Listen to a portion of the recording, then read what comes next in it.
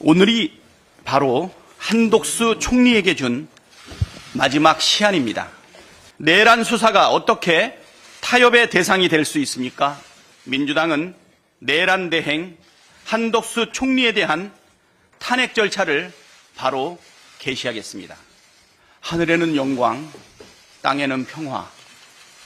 오늘 크리스마스를 하루 앞둔 날입니다. 오늘 밤에는 크리스마스 이브인데요.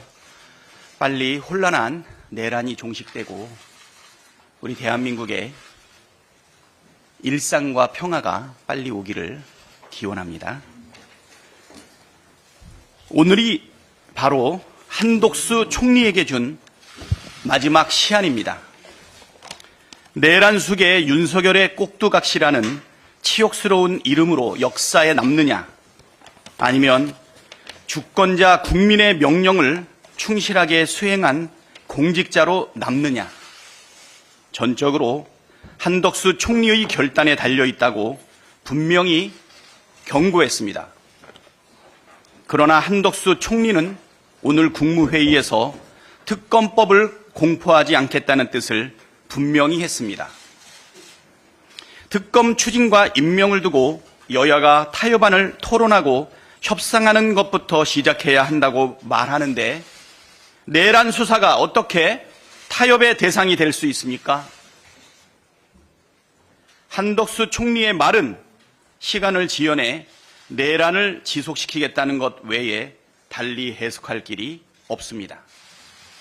민주당은 내란 대행 한독수 총리에 대한 탄핵 절차를 바로 개시하겠습니다. 내란의 잔부를 진압하겠습니다.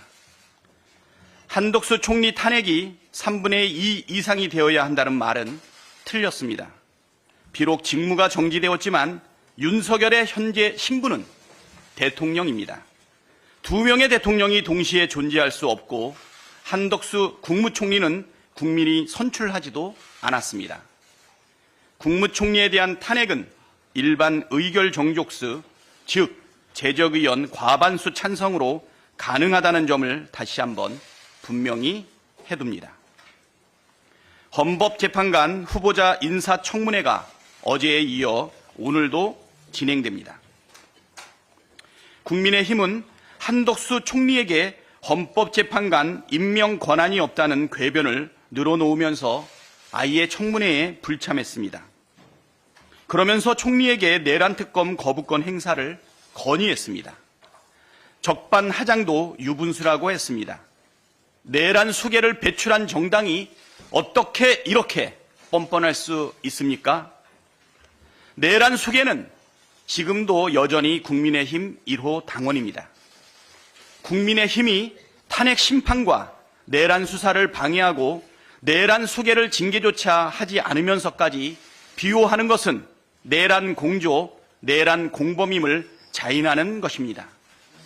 31만 명이 넘는 국민께서 국민의힘 정당 해산 청원에 참여하셨습니다.